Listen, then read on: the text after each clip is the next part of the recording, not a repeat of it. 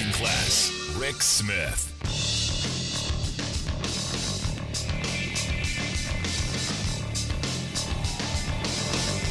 And welcome, brothers, sisters, working class heroes. This is the Rick Smith Show. Thanks so much for being here. Today on the big program, lots to get to, lots to talk about. Gas prices have gone down every day for the last 27 days. And what hath the F channel said about that? What response have we gotten from the Fox frenzy? What are the mom and pops going to do? Gas prices are falling too fast. It's bad. Joe Biden is killing mom and pop. They're killing the struggling small gas station owner. Oh, that Joe Biden. Oh, he's killing mom and pop. It's falling too fast. It's killing them too fast. Too fast. The decline is historically faster than usual. Those independent mom and pop gas stations, which are littering the countrysides, evidently. They're everywhere. I'm sure you've seen maybe one of them still somewhere, possibly out there, wherever, that the chains haven't gobbled up already. Yeah, there could be one maybe with the welfare queen and the small family farmer who, with the estate tax, there could be, but that's what the F channel's all upset about. Gas prices falling too bad. Now remember, just the other day, gas prices too high. Oh, Joe Biden did that. Yeah. And it's one of those things where you go, does anyone pay attention to what they're being spoon-fed over there at the Outrage channel? Does anyone bother to understand that it's constant outrage candy just to make them angry about something every day? Not thinking about the consistency or if it makes sense, just to be angry? Anybody? Anything? Evidently not, because I thought we wanted lower gas prices. I thought that was the goal. I thought the goal was, hey, Joe Biden, do something. Gas prices are too high. Do something. And what'd he do? He went after, he lowered the gas taxes. He went after those CEOs and said, hey, I'm looking at you. Do something. We're paying attention. He started to come down. Now, evidently, too fast. Too fast for Fox. Too fast for the F channel.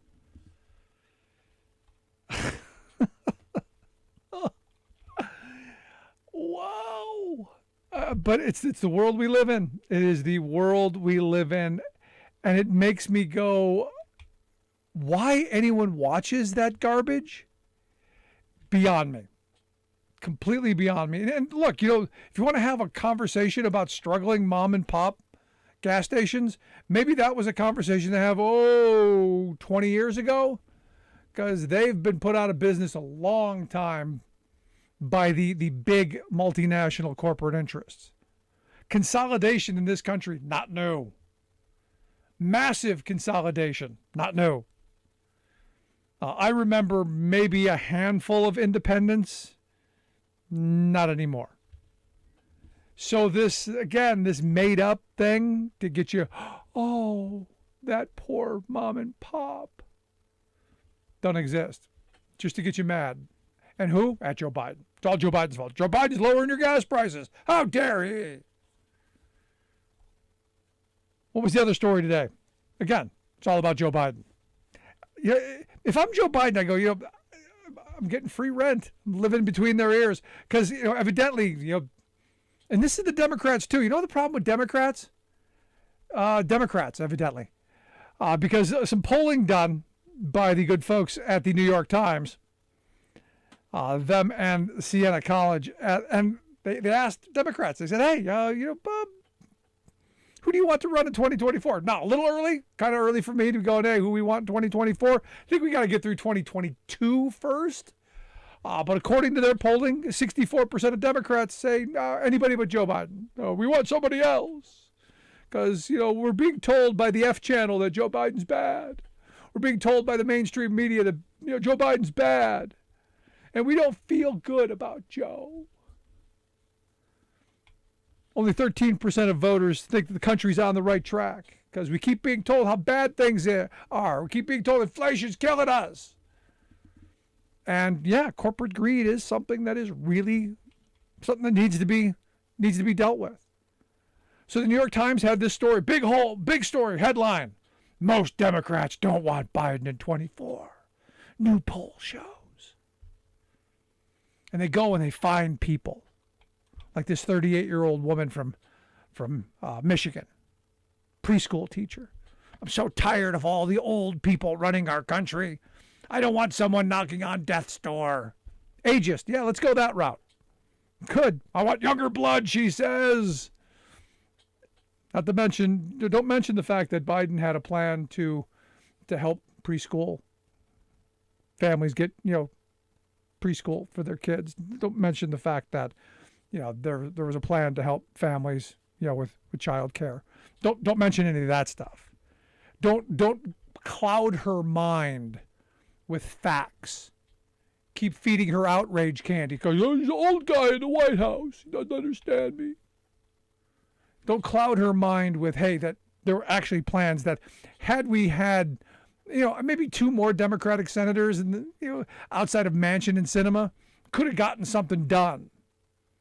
Never mind how the system actually works, because they went through and they go, what are the important issues? Well, jobs in the economy.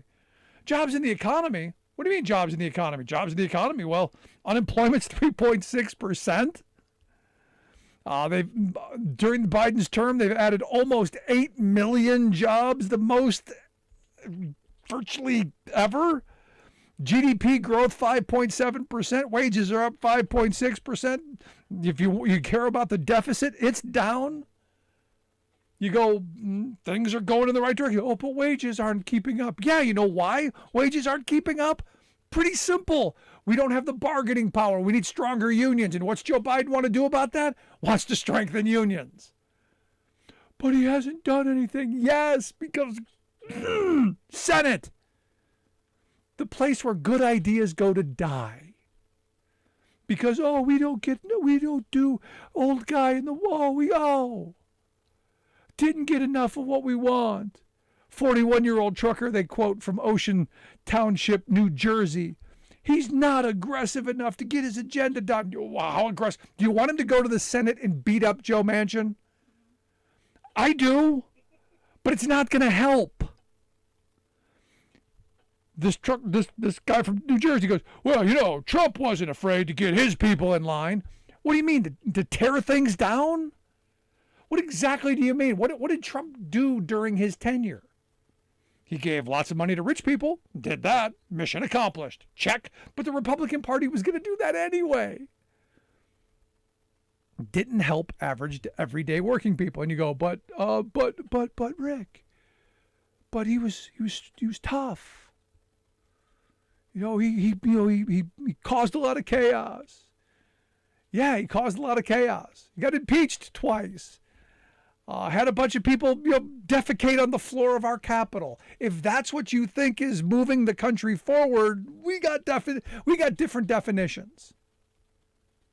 They also quote a 69-year-old registered Republican from Schenectady, New York, a retired machinist. And I would bet a retired union guy with a union pension who had good health care and job security and safe working conditions and all those things his entire life benefited from all of those Democratic policies, but yet he's going to vote for the Republicans because he pulled himself up by the bootstraps. And he voted for Biden because, he gave him a chance, but he regrets it now. And in 24, he's going back. He said, I thought he was going to do something for this country. Now he's doing nothing. Nothing? He's been the most pro-union president of my lifetime, pushing very, very pro-union ideas and policies, talking about, hey, how do we raise wages? How do we make better working conditions? How do we make better opportunities? How do we make things better for our children? Understand, the Republican Party hates working people, and their policies have shown that. All of the things that have happened over the last 40 years have been because we have followed conservative Republican policies down a rat hole. Our standard of living is much worse off today because of supply-side voodoo Reaganomics and the assault on organized labor. That is reality. Our grandparents' generation made much higher wages. The job that I do, the job I did 30 years ago, that I still do today, I made a better standard of living 30 years ago than I do today, with better benefits and better conditions. And why is that? Well, because back then it was 85% unionized. Today it's about 10%. And how did that happen? That happened because, well, conservative ideology, supply side voodoo Reaganomics, neoliberal Democrats going, yes, we can work with conservatives. We can come together with deregulation. We don't need those unions. We're better than that now. Going to vote for the Republicans, he says. And Mitch McConnell says, hey, if those Democrats do anything I don't like, we're going to paralyze the Senate. Going to do nothing. That was his comment here the other day. If you do anything on the climate, you do anything to save the future of this planet, we're going to shut things down. We're going to shut it down. Now, he's in the minority, but he knows he's got Manchin and Sinema. And he knows that the vast majority of Democratic voters haven't figured out how the system evidently works. And this is why I blame Democrats. Because in this moment where job numbers are pretty good, we're heading, supposedly, they keep telling us, recession's coming, yet the job numbers keep going up. They keep telling us all these horrible things, but it's almost like they want the bad things to happen. Because again, they hate working people. They want chaos. They want us divided. They want us pitted against each other. And they want us going after Biden. Now, my other favorite thing, Biden shouldn't run again. Biden was never going to run again. He was always going to be a one-term president. He's 79 years old. I don't think he had it in his head he was going to run for 2 terms. Now, you don't come out on day one and go, yeah, I'm running for 1 term. Because who wants to be a lame duck president on the day you take office? It's pretty simple. But get your heads out of the behind. Fight, stand up, speak out, and enough of this. Enough of this. Stop it. Stop it. Love to hear your thoughts.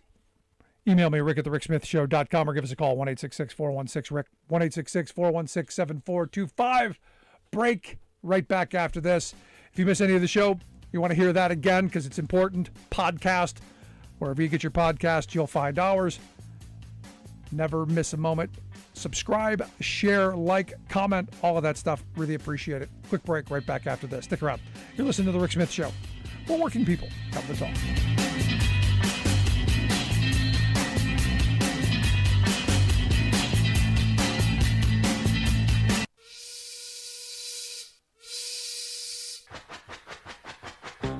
If you're a fan of the show, you've heard our labor history in 2 segments, and you can hear them on the radio pretty much anywhere in the U.S. Labor history has never been more important than it is right now.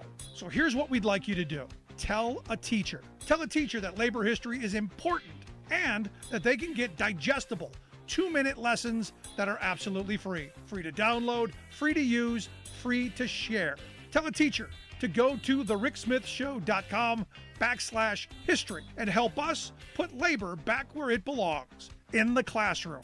Generations of American workers fought, bled, and died to build the American way of life. It's our job to keep their stories alive.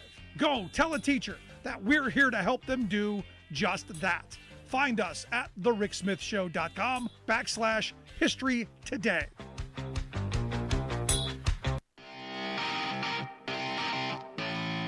Welcome back to the Rick Smith Show. Now, here is Rick Smith.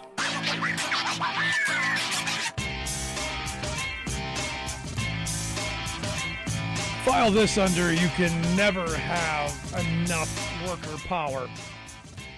This is a great story coming out of the New York, New Jersey area where you had community and labor groups that came together because Amazon wanted to build this this hub at the Newark airport, and it was a big deal. The reporting was, it's going to be 1,000 jobs, and these are going to be good jobs. These are going to be those $15 an hour jobs.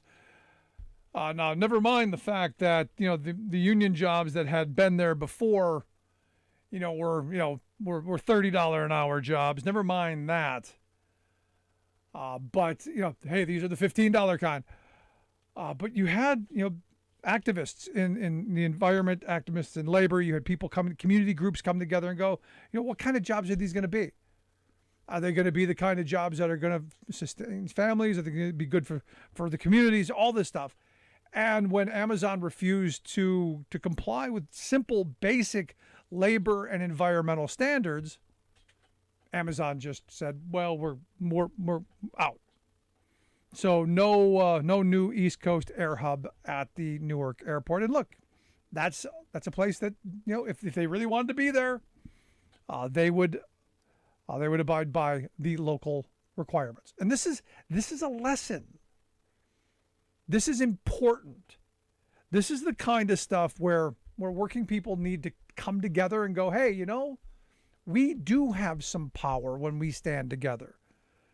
We do have the ability to stand up and say, it's our community. This is where we live. We want to make sure that these jobs are good jobs. They're safe jobs. They're the kind of jobs that we want in our community. Because we know, and we've talked about this before, Amazon does not have the greatest record for worker safety. In fact, they're pretty bad. But you had these community organizers, these people going out knocking thousands of doors, direct action, people coming out, getting in the streets. They did a petition drive. They got thousands of community signatures on these drives. They got elected officials involved. This is what has to happen. It is this kind of grassroots, bottom-up kind of organizing that has to happen, not just in New York, New Jersey. This has to happen in every community. This is what worker power looks like. And this is outside of the political sphere. This isn't right or left. And I keep talking about this. This isn't right, left. This isn't Republican, Democrat. This isn't conservative, liberal. This is top down. This is big money versus the rest of us. This is taking on the powerful special interests and ensuring that they do the right thing. Look, I want Amazon to be able to build their facility. I do. I want them to be able to run their business. I want them to do their thing.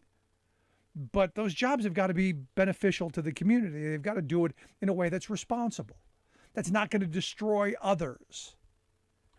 And this is part of that. And look, this is happening in a bunch of other places. Back in 2019, a coalition of workers and community members, they tried to get Amazon to comply with similar standards for a West Coast hub out, and I think it was San Bernardino, if I'm not mistaken. There, same thing. You had people knocking thousands of doors. Turned out, hundreds of people. It's this kind of community power that needs to happen. And again, ultimately, with little notice or fanfare. What happened out there? Local elected officials approved Amazon's facility. The reason that what happened in New York, in New Jersey here, what happened is so big, is they were able to stop it.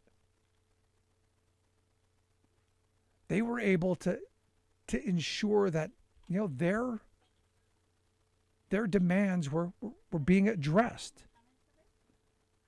And this is the kind of thing that I think is really important. The kind of worker power that we need to have. And it's outside of the political world. This is where we can come back together. And this is what I've been saying for a long time. outside of the divisive political stuff, outside of the stuff that tears us apart, this can unite us. This can bring us back together. Now, like I said, I want them to be able to do their thing. I want them to be able to build. I want them to be able to service customers and all that stuff, make money, as long as they do it in a way that's going to ensure that the communities affected are made whole. That those are good jobs, that they're safe jobs, that they're lifting up the community and not tearing it down. And also that we're not subsidizing the you-know-what out of it. This is one of those moments where you just go, I want to know how much money was going into this. How much money was going to, taxpayer dollars was going to be funneled into this. Because when you shine the light on these deals, and this is why it's so important that we don't allow this stuff to be done in the dark, which is why it's important not to allow it to be done in secret. You get to find out just how much we're handing over to these corporations. You remember their H2Q scheme and all of the stuff that we handed over to them, only to find out they were going to put those headquarters where they were going to put them anyway. But they got communities all over this country to hand them free data and free work and all kinds of stuff. It's about the transparency. It's about holding them accountable. It's about really being able to affect that kind of important change, and having the organization to do this. And this is where labor needs to be really tuned in, and where community groups and environmental groups and average everyday people, working people like you and me, need to finally get to the idea that someone else isn't going to do it for us. We're not going to get someone else to do it for us. We're going to have to do it for ourselves. I have friends who, the union will take care of it. No, you're the union. You are your union. It is not the union. It is your union. You do for yourself. And this is this moment, because what we're seeing on the other side, what we're seeing the right wing do, is this kind of direct action. Now, they're doing crazy stuff. You're seeing these religious people who are going, no, we're going to tear down that wall between church and state, and we're going to make this a theocratic country. We're going to bring Christian Sharia law in. We're going to make you believe what we believe. That's coming because they're doing this exact kind of organizing. They're doing this kind of direct action. And it's time average, everyday working people like you and me, it's time we stand up and we demand better. So when we come back, we're gonna talk about this, because this is an important one. This kind of organizing and understanding how to do it, and understanding the nuts and bolts and the why, I think, is really important. So when we come back, we're gonna have Terrence Bankston come and give us some thoughts. He's an environmental justice organizer with Clean Water Action. They were one of the groups who organized around stopping this and making some demands and holding them accountable. I think this is a big victory. So when we come back, we're going to talk about that. If you miss any of the program, podcast. Also, email rick@thericksmithshow.com. Quick break, right back. Stick around.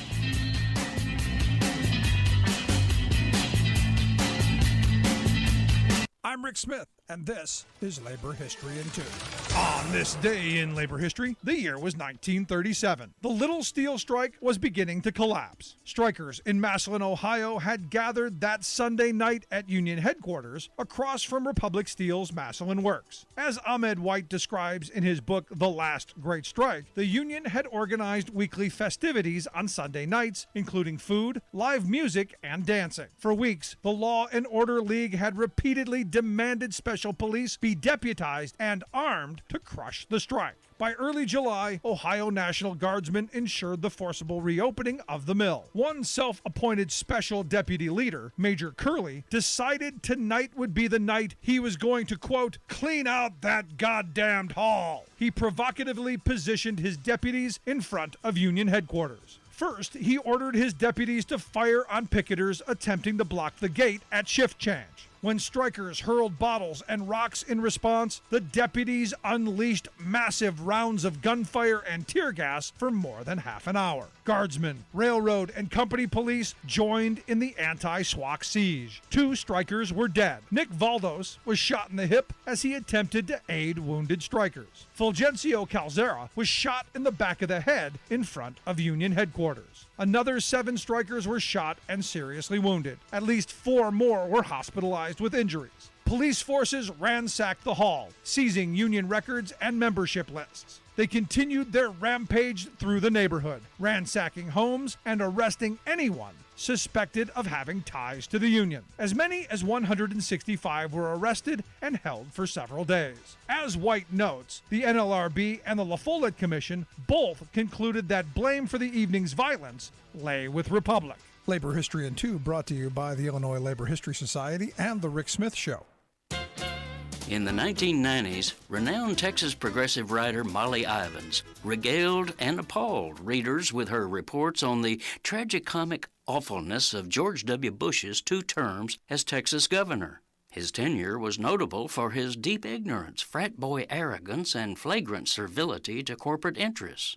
But those very qualities made America's moneyed powers decide that, wow, he'd make a dandy president. Molly warned that this was madness, but in the 2000 race, W's patrons stuffed him with money, buffed him up with PR shinola, pulled off a post-election political heist in Florida, and squeegeed him, Cheney, Rumsfeld, Ashcroft, and that whole regime of horrors into office. Americans soon began expressing astonishment at how shallow, imperious, and dangerous Bush and company were proving to be, leading Molly to say, "Next time I tell you someone from Texas should not be president of the United States, please pay attention. Don't look now, but another Texas gubernatorial goober named Greg Abbott is coming at you, insisting that he should be your next president." Sadly, Molly is gone, but I think I can speak for her on this matter of national import. Hell no! Excuse the redundancy here, but right-wing extremism has become extremely extreme, and Abbott is vying to be the extremiest of all. A clue to his loopiness is his vituperative anti-abortion absolutism, forcing victims of rape to give birth to their rapist spawn. Not a problem, proclaimed Abbott, for he's the Lone Star Wizard. He declared that he intends to go out and arrest all rapists, get this, before they rape anyone. This is Jim Hightower saying, Abbott has run up a record for spectacular program failures, widening inequality, corruption, political buffoonery, and so awful much more. If that's your idea of a president, there he is.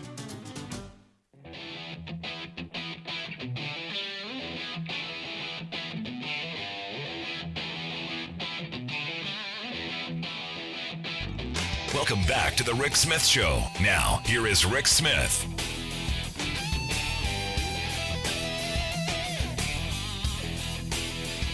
So again, I come back to this, and it's not often you take on the giant and you win, especially when you talk about small environmental groups and labor groups coming together, and not with the same kind of resources. I mean, look, Amazon is a behemoth with basically limitless resources. If they want, they get what they want usually. So the fact that you had a bunch of environmental and labor folks coming together and saying, you know what, we care about the wages that the workers make. We care about the environment. We care about the community, and those should be addressed.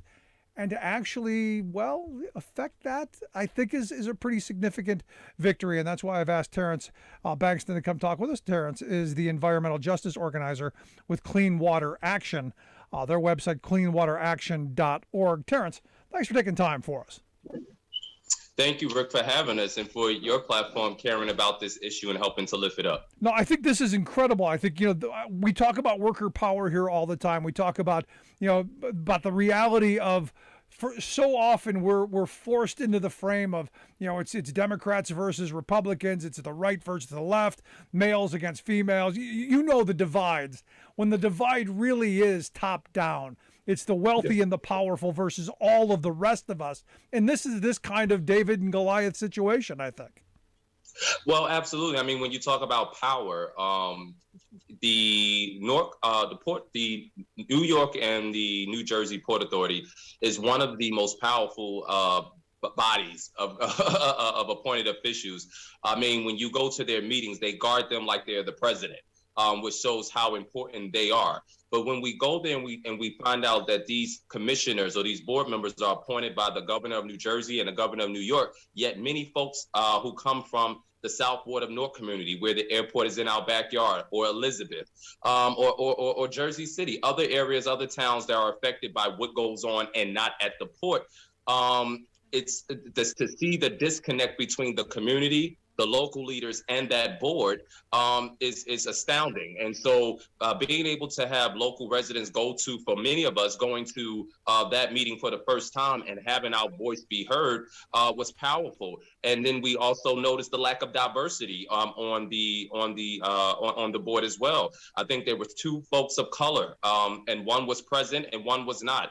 And so when we talk about Black and brown communities, the only and the best people that can speak from us are those that are from those communities, those who are actually affected day to day. They are the best people to speak for us and to advocate for us. And so this was an example of us not so much chastising or beating up on the board, but saying our voice matters too. Not just the guys, the powerful guys up at the top, the rich guys, as you said earlier. Yeah, no, this is, as I said, this is the kind of model moving forward that I think we need to take up. This is direct action democracy. This is participatory democracy. This is what we're supposed to be about. This is what I believe our country is supposed to be. So when I see it actually work, we got to celebrate this. You got to say, yeah, this is something that we want. Now, look, do I want Amazon to be able to build their facilities? Yeah, if they're good corporate partners and they're going to create good jobs and they're going to play by the rules and they're going to do all the things that we want and need them to do, sure. But they got to meet those demands first, I believe. Yeah, and I think that, meeting demands, we have elected officials and we have many appointed officials, and some folks don't even know how these positions work, how our government works, right? But we talk about representation. So when Amazon wants to come, a major warehouse or any entity wants to come into our community, we want something called a community benefits agreement. That is something that comes prior to a press conference, prior to backdoor deals being made. It's saying, well, let's talk to folks who represent the interests of the community, who are there day to day doing the work that's about not just social justice, but overall quality of life, and have a conversation with them. And so when we talk about an Amazon adding more, Rick, I grew up in the South Ward with airplanes shaking my house. Imagine that. My friends in suburban towns and my colleagues in suburban towns, they don't understand that. They didn't have airplanes shaking their house growing up. And so when we talk about more airplanes in the air, I don't know if you roll throughout Newark Street, some folks, complain, residents and visitors, about our potholes. Well, if you're going to add more trucks, when we talk about the pollution, that's one piece, but we're going to add more trucks and more vehicles that's destroying our roads. What are you doing to help pave those roads instead of that falling on the taxpayer? So it was so many different levels that this impacted the community, not just from the labor piece, the environmental justice piece, but just accountability. I mean, only in a Newark could you just come here and say, I'm going to do what I want to do and not have a conversation with the community. And we got together 9 months ago, Rick, and we said no. And we stuck to it. For the most part, folks volunteered their time, meeting weekly, sometimes twice a week, just planning and going out into the field to canvass door to door was probably the most, I think, rewarding, because there were so many folks who said, you know what, I don't work at Amazon, but I know somebody who do, and I know what you're talking about. And they begin to have conversations with their neighbors and actually invite us into community meetings to talk more about this warehouse issue. No, it's important. Now, on the airplane thing, I grew up in a housing project on the west side of Cleveland, right next to Cleveland Hopkins Airport. And we were right on the landing path, so I know exactly what you're talking about. 3 o'clock in the morning, the windows are shaking. I know exactly what you're talking about. But, you said something that most people have never heard of, a community benefits agreement, this idea that if we're going to allow, corporate America to come in, that there has to be some benefit to the community. This is kind of a different bit of thinking for most people, because we just want the ribbon cutting, don't we? We just want, we're going to bring 1,000 jobs and we've got a ribbon cutting for the politician so we can get more votes to say we did something and have a check for tax breaks. That's what we're used to. We're not used to making demands. No, I mean, today I had the opportunity to go with some EJ partners, and we met some other advocates down at the Department of Environmental Protection here for the state of New Jersey. And part of what we were addressing is the EJ rule, environmental justice rule. And so this is a law that will have policies being put forth. That was the reason for the hearings, that talks about expansion and the development of these type of warehouses and the standard that they must have for not just creating these spaces, but even expanding later on down the road. And what that means, and what we were forcing in this rule, and why we were down in today's, we want the Department of EP to ensure that there are matter-of-fact stipulations that hold warehouses and these type of entities accountable to the community. That when the community, when these projects are coming up, we don't want a sign posted 200 feet from the location. We want it 1,000 feet. We want them to text us the way they text us about COVID shots, to text us about these type of projects coming, so that the community can be aware of it, and then they can exercise their right in the process to speak on it. And what happens when we speak on it is every person who files an application for these type of warehouses has to answer any and every resident that that makes a point. And so I think that is, again, a process that many of us don't know about, but is very important. And when we are able to get these type of stipulations in place, what we are dealing with today, when we talk about a community benefits agreement, that comes before, again, the press conference. And we want labor groups like this coalition and environmental groups to be able to be invited to the table when the planning is going on 2-3 years out, so that we can kind of end up on the right side of history together. Everything shouldn't be a fight. When you don't have a community benefits agreement, we're coming back begging for something that we should have had the first time, which is ultimately what led to this situation. If Amazon was willing to just have a conversation with the community, they really was just, refusing to. Yeah. It was absurd. And so we had to then go to the people who was in charge and put the pressure on them. Because they're used to getting their way. They're used to pushing their way in and getting subsidized to do it. You're listening to The Rick Smith Show. We're here with Terrence Bankston. He is the environmental justice organizer with Clean Water Action. Their website, cleanwateraction.org. We'll get links out on social media. I can check out their work. Also, check out the website, goodjobscleanairnewjersey.com. We'll get links out on how you can check that out as well. Now, this is one of those moments where you go, the organizing that you did, this is a lot of work. I mean, this is what you do. A lot of people don't have the time. Walk through some of the process that it took to get this, because not every community, thinks of community benefits agreements. And how many places have them? Do you know that this is something that's being pushed? Any thoughts? The places that typically have them are suburban towns, and that's just because they're treated differently, right? And so this is a new, it's a new term that's been placed on the table in what we call EJ communities, right? Poor Black and Latino X communities, and part of what you were saying about the jobs, it's very true, and that's again what we were saying about the EJ rule. We cannot, those who are in power, you cannot allow jobs to be the carrot that dismisses our health. We have a right to clean air. We have a right to clean water, regardless of our zip code, regardless of our complexion. And so part of when you have to organize, when I first came on board 9 months ago, I wasn't working for Clean Water at the time. I have a 17-year history with them. They was the first group 17 years ago, right out of high school, where we had our first environmental justice training program right here in the South Ward. And I was one of those students, the first class many years ago, 17 years ago, actually. And so getting this, when I was brought in, it was because the labor side had come together, and this was the first time, and the environmental justice side had come together on this issue. And they wanted to ensure, when you have national groups coming into local issues, and they're merging in with the local groups, you want someone who's from the community that can be a liaison between the two to ensure that the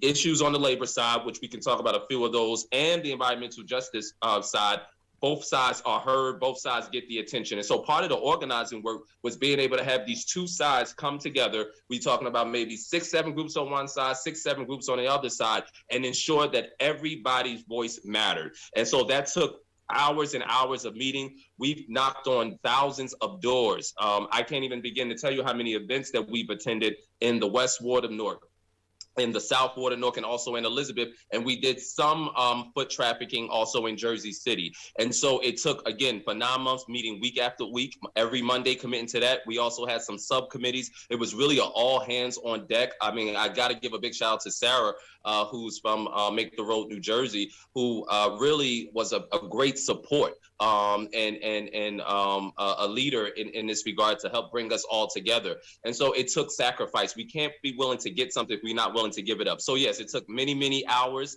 So Sarah can also tell you that, a lot of sleepless nights, a lot of early mornings. And when we have to educate people, we didn't want to just put signs in people's hand, Rick. You know, we want to educate them so that they can feel not just inspired by the issue, but empowered to make the change themselves. And so that was just some of it. A lot of long hours, a lot of follow-up, a lot of one-on-one meetings. We met with Rob Menendez.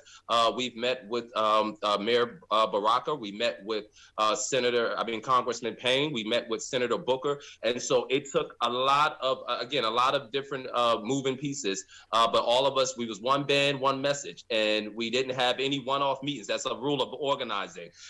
Never have one-off meetings. Stick to the script and stick with the team. And that's what we did. And that's why we were able to be really successful in what is a historical way, I like to say, and we definitely are celebrating that, but the work continues. So we're going back out to let them know where we are. And then we also want to look at the Lion Gate warehouse that is coming up. Right next door to the Weekway Park. And when they talk about 65 more trucks coming to this Line Gate project, again, no community benefits agreement. And so the work of warehouses is a statewide issue, but we are not letting up in Newark. Amazon has been defeated, but we don't want another Amazon to pop up, right? And so we want to keep the pressure on and let our elected and appointed officials know that we are serious and we are committed and we're staying together. And ultimately, you want good conditions for all around. Now, when I saw the stories break on this, it was, the media take on this was, it was the unions that torpedoed all this. Unionization efforts killed all this. So it was the big bad unions and those greedy workers. This was the frame, and this is always the frame. It's the greedy workers who they just want more. And what you're talking about is so much more than just a couple of bucks in your paycheck. It's about dignity. It's about respect. It's about community. It's about all of the things, as you point out, that the suburbs take for granted. Yes. That I think is important to explain and get people thinking about. It's not just about the dollars and cents.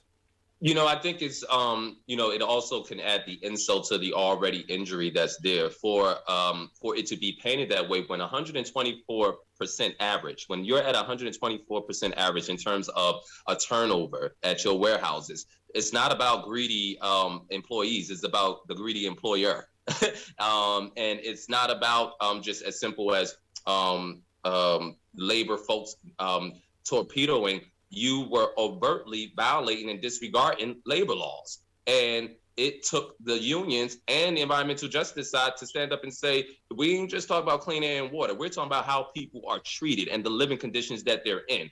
And so when we talk about the unsustainable work pace quotas that they want them to meet, when we talk about how they have to travel 15 minutes to go to the bathroom, but they're not really allowed to use it unless it's a break. And if they are, and if it's an emergency, they literally have to run and try to get back or they're penalized. When we talk about the high injury rates, those are not imaginary. When we talk about the high-tech monitoring and the frequent discipline actions that are taken without merit, those things are not imaginary. When we talk about the low rates of promotion for hourly employees that you have working for $20 an hour, and that's a significant amount of money for a certain demographic. However, that same demographics, when you tell them you have mandatory overtime without any 24-hour notice, when they have maybe a second job or when they maybe have kids they need to feed or get to school or a grandmother to take care of, but you're telling them mandatory overtime 8 hours or you're fired. How is that a conducive work environment that is that's not what would you call it? Really just disrespectful to people of color. I've had certain employees did describe it as slavery. I had one young lady share her testimony at one of our trainings, and she spoke She did not speak English at all, but the conviction of what she was saying, for those that understood no Spanish at all, you understood the conviction of her heart, and that what she had experienced was not make-believe. Being able to go to a supervisor because you were injured on the job and they can't understand what you're saying, and there's no one that speaks your language in sight. Imagine how frustrating that was for that young lady. And so these things are not about, it's not about greedy employees. I think it's about treating us with dignity. Again, this country has a history of treating Black folks and Latino folks any way they want, and we are living in an era where we are saying no more, and it's no more even in the environmental justice space, no more even in the labor space. This is not just about the Black Lives Matter movement and those type of other things that are going on in terms of social justice around this country. It's saying that we are even being treated. It's polluting. When we have an overburdened community that you put more of a burden on, you might as well put your knee on our neck. In other words, and so when they say that regardless of when we pass the N.J. Green amendment, that's another point that's linked to this. When we pass that amendment, when we get that hearing here, it will be illegal to pollute our air, and our government will be forced, and schools will be forced, and businesses that come into our community will be forced to not just say we're green because it's popular, but they would have to dot those I's and cross those T's before they can open a door. And that's where we want to move, not just North 2, but places like Trenton and Camden throughout the state. There you go. Terrence, congratulations on the win. Good stuff.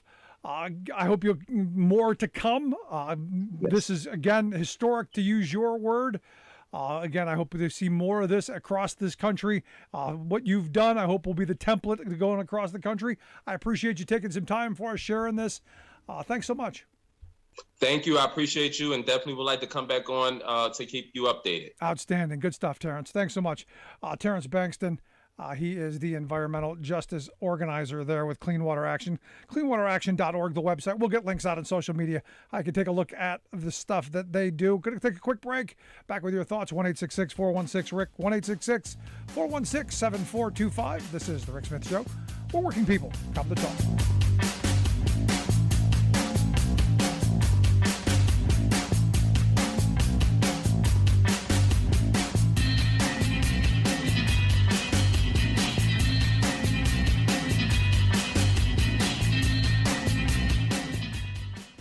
I'm Rick Smith, and this is Labor History in 2.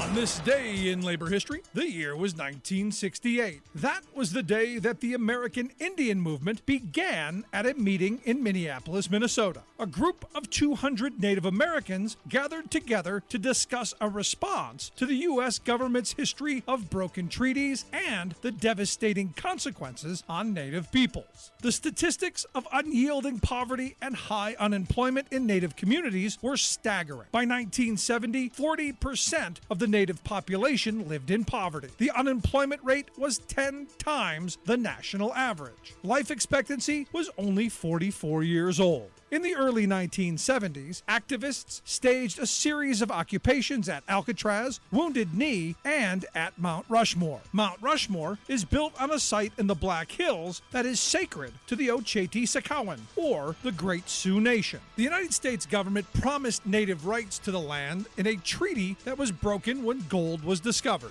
In 1972, activists staged a Trail of Broken Treaties caravan, which ended in a 6-day occupation of the Bureau of Indian Affairs offices in Washington, D.C. They issued a statement that read, quote, "We seek a new American majority, a majority that is not content merely to confirm itself by superiority of numbers, but which conscience is committed toward prevailing upon the public will in ceasing wrongs and doing right." Beginning in the 1970s, the United States government began to respond to Native people's demands. A series of federal acts gave Native communities more control over their education and improving their health care. Lawsuits brought by tribes resulted in further economic autonomy. Yet by 2014, 1 in 4 Native people still lived in poverty. Labor History in 2 brought to you by the Illinois Labor History Society and The Rick Smith Show. You're listening to The Rick Smith Show, where working people come to talk.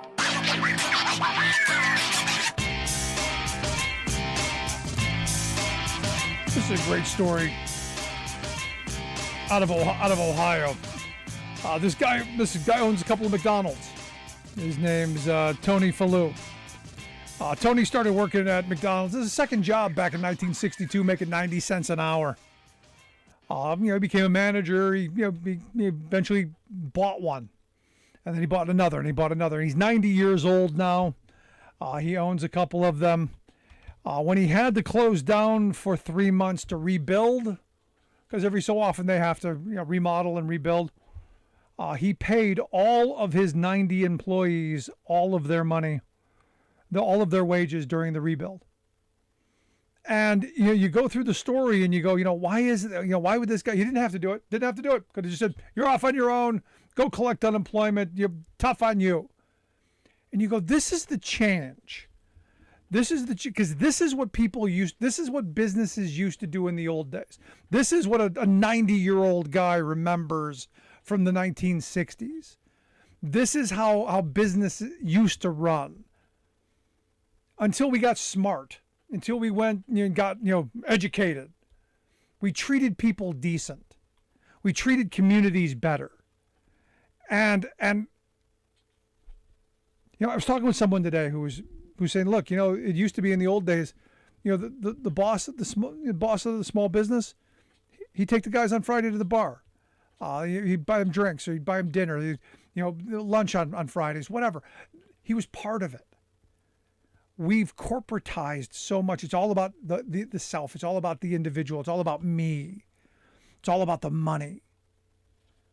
It's all about Wall Street. So when I see this National Bureau of Economic Research study that was just published, that says that they went and they looked at voter registration data from 3,700 executives at the S&P 1500.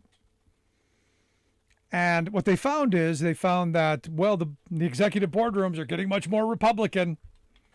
68%, they said, in 2020 were Republicans. And I'm going, wow, that seems kind of low. Now, it is down from its high in 2016, which was 75% of executives were Republicans. Because ultimately, here's the reality. Punchline, Republicans hate working people.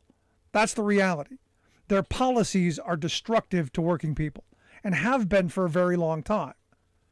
The whole no rights at work agenda, the attack on workers' compensation, the attack on unemployment, the attack on child labor laws, the attack on minimum wage. You go down the list of all the things Republicans have been fighting against, all bad for working families. Attacks on health care, on education, and you name it.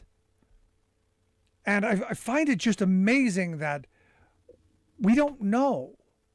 So when you see this story about this guy who owns a McDonald's in Mayfield Heights, Ohio, paying his employees, you go, that is so wonderful. Oh, he's such a good Samaritan. He's such a good guy. That used to be the culture. Now he's this example of stunning generosity. Whereas this is what it used to be. And it can be again if we demand. And this is what I keep coming back to, this kind of organizing that our grandparents' generation did. These kind of demands. Because there are no benevolent dictators. I'm sorry, there aren't. And the ones that are, maybe there's one. And maybe he owns a McDonald's in Mayfield Heights. And maybe it's because he's a 90-year-old guy who remembers a better time. But he is very much the exception.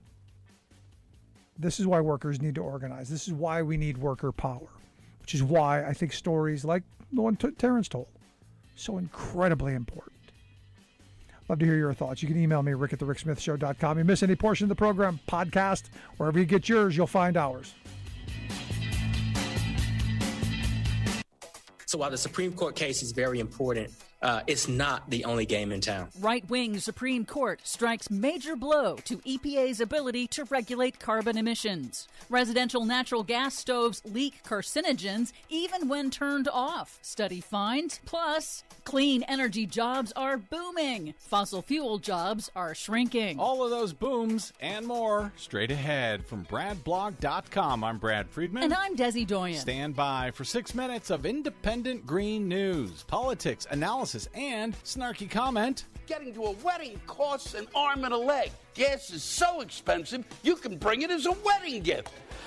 This is your Green News Report. And make sure you hold on to it, though. Your grandkids can sell it to a warlord for water. Okay, Desi Doyen, the day that we have long predicted, long feared would come, has now arrived. As expected, the right-wing supermajority on the stolen and packed U.S. Supreme Court has issued a disturbing landmark ruling in West Virginia versus EPA. That's a lawsuit brought by Republican attorneys general over emission standards that never took effect. The 6-3 majority ruled that despite the Clean Air Act's broad textual mandate, the EPA does not have the authority to regulate carbon dioxide emissions from power plants, because Congress didn't explicitly say regulate carbon emissions.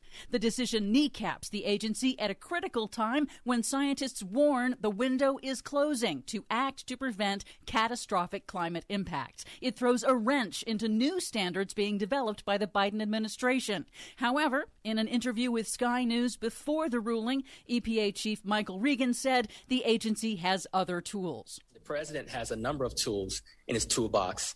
And as we look at all of the regulations that govern power plants, we have regulations that look at traditional air pollutants, water pollutants, and coal ash or, hazardous waste cleanup. So while the Supreme Court case is very important, it's not the only game in town. Well, good luck with those other tools. Given what the Supreme Court has decided, it's clear to me, at least, that they are also going to handcuff the agency on those other rules as well. Yes, the ruling is the pinnacle of Republicans and their funders' decades-long corrupt coordinated scheme to stack the court and handcuff the EPA from issuing future climate and pollution regulations.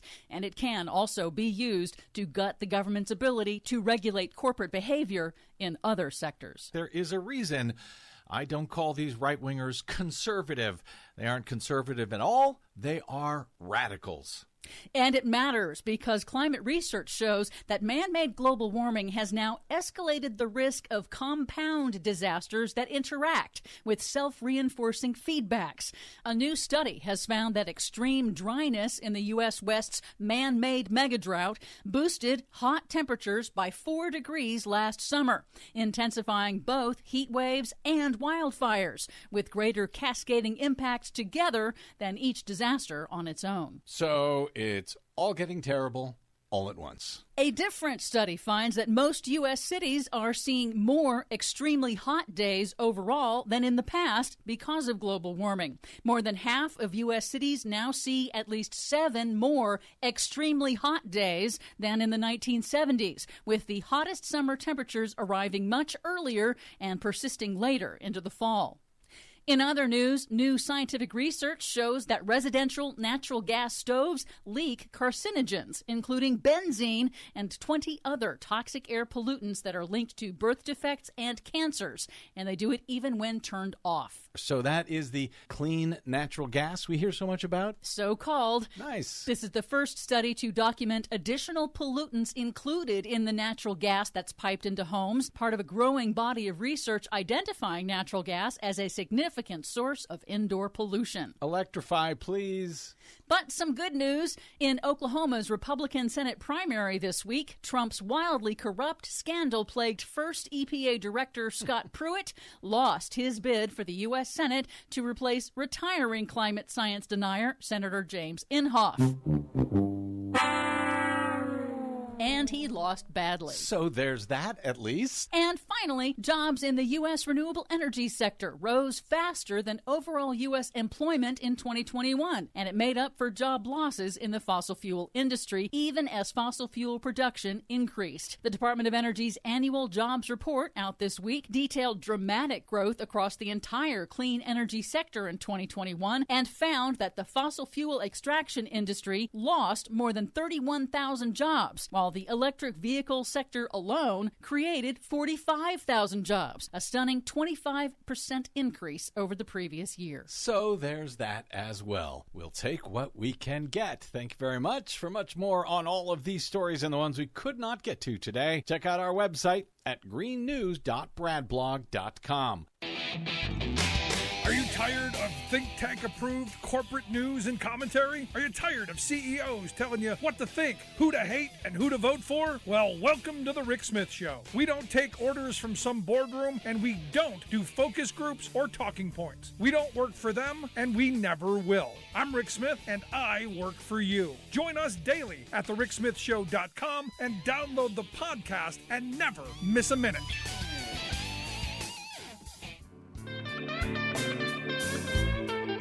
Welcome back to the Rick Smith Show. Now, here is Rick Smith.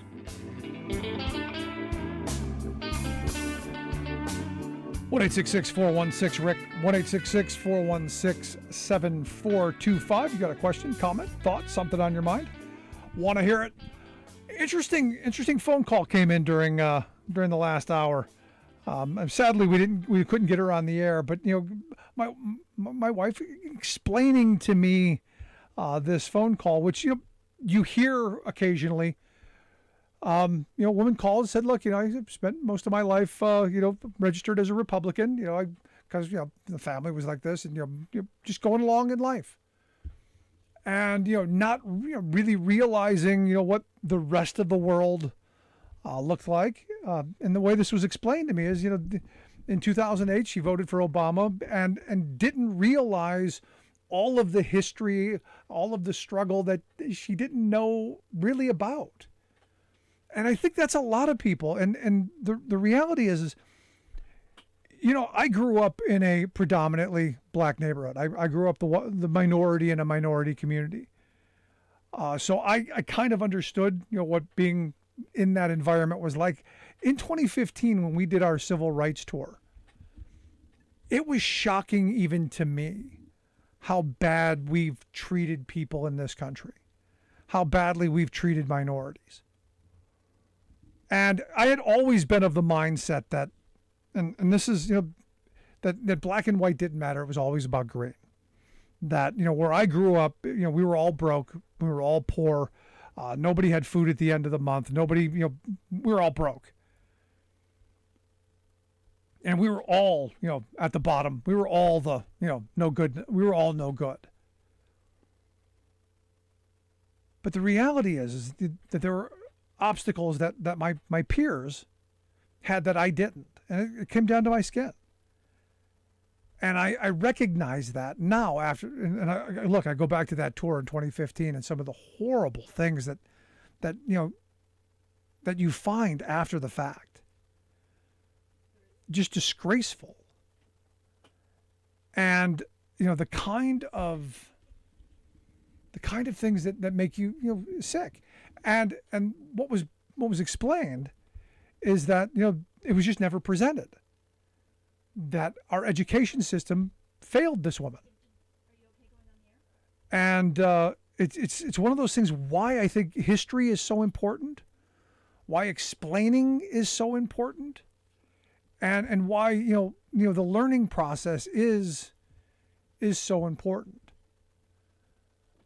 Oh, hey, I guess we've got Lisa here on the line. This is the woman that I'm talking about that evidently was talking with my wife. Lisa, thanks for calling back. Oh, I'm glad to. I just think that there's so much that people don't understand, and I hate it. I hate when people think they know it all, and they don't. You don't know what it's like to live in other countries. My dad was a career Army man. We lived overseas. I have a sister who's adopted, who's Korean, South Korean, and when he retired and we came back to the States, we ended up here in Carlisle, and I ended up in the Newville School District, and they taught nothing. So when the election was going on, the campaigning and stuff, I was learning a lot about black people that I didn't know, their struggles. And I learned it from Joy Reid and Rachel Maddow. And every day I would tune in, and I cried to my sister because I didn't know about the bridge where they gotten beaten and all that. The one, yes. And I said, why didn't I know that? And she said, well, I was taught it in school. Well, when she was in high school, she was at Fort Eustis, Virginia, and they taught things like that. I was in Newville, and what we learned from the To Kill a Mockingbird. We had to read that, and we had to read Anne Frank to talk about, Nazism and stuff.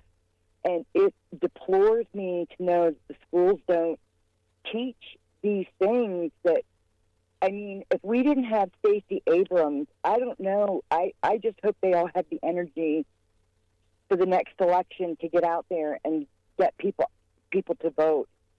To vote blue, of course. Donald Trump has been. I feel like he's been nothing but a demon. It's almost like he justified poor behavior because that's how people are acting now. Yeah. No, he's made it okay to be the racist, misogynist, homophobe, the bully. He's made it okay to be the bully. Yes, and I don't understand. We even have a family member that immediate family member that she's a Trumper. That's all I can say is because I think the people that are with Trump are in a cult. That's just, I knew it from the beginning. I said to my friend, I said, this is like a cult. She was like, yeah, it is. I would call my friend all the time because she's very educated and she's always kept up with politics. Well, I didn't, I thought George Bush was fabulous, and I'm not saying he wasn't, but I'll do that for you, but that's okay. Okay, that's good. That's good. Again, I was led down a different road. I didn't know any better. And I remember when my sister was starting in school in this Newville area, she was we would always wait outside for her. She was a baby. There was 10-year difference between her and the rest of us. And so we would wait outside for the bus to come and her to get off the bus and bounce up the driveway. And some kid yelled out the window, "Hey, why is your sister Chinese?" And I, of course, dropped an F-bomb and said, "Because she's South Korean, you dumb whatever." My mom, of course, yelled at me. But I said, "No, Mom." I said, why would someone yell that out a window at a little girl that's only in, like, the 3rd grade? And I've always said, if you can be mean to a child, then you can just, if you could be mean to a child, you're just mean. Yeah. No, I believe that, in this moment, Lisa, I believe people who are voting for someone like Trump or the Republican Party at this moment, they're the bullies. They want to beat up on the weak. They want to beat up on the downtrodden. They want to beat up on those who can't defend themselves. The transgender community, the LGBT community. Look, I may not agree, I may not understand, but everyone has the right to life, liberty, pursuit of happiness. We are a better society when we're not beating up on those who are different and those who are not like the majority. To me, that's where we should be fighting for. It's so scary what's happening right now. Like, my mom is very much into watching what's going on and stuff. She really got into it. And she looked at me the other day and she said, "Lisa, I think we're going to have another revolution." I didn't even understand as far back as the Black Lives Matter, them tearing down the statues and the flag. I thought, well, not that I agree with that, but that's part of history. But now I get it. I get it. I used to drive by a house every day on my way to take care of somebody. I'm the home health aide. And the house had an F Biden flag, Stop the Steal, a Trump flag, and Confederate flag, Blue Lives Matter flag, and American flag. Which the Blue Lives Matter flag and the American flag, those cops were beaten with those flags at the Capitol. Yep. And I don't understand. And my friend, she said you would be amazed if you knew how many hate groups were in Pennsylvania. We're one of the highest states with the hate groups. Yep. I had no idea. And when I went to school in Newville, and they didn't educate us about other people because there were no strange people in our school. We had one Asian girl. A boy liked her, wanted to take her to the prom, and his parents wouldn't let him. And that was in the 80s. 83 is when I graduated. And, they didn't educate us in anything that was, important And my dad was a career Army man. He retired as a master sergeant, and unfortunately he died 3 months ago. I'm sorry. And they didn't give you the day off for the for Veterans Day, but everybody got off for the first day of hunting season. And I couldn't believe it. My dad couldn't believe it. He was furious. Welcome to He Pennsylvania. called the school and said, my children won't be there on Veterans Day, and you will not give them an unexcused absence.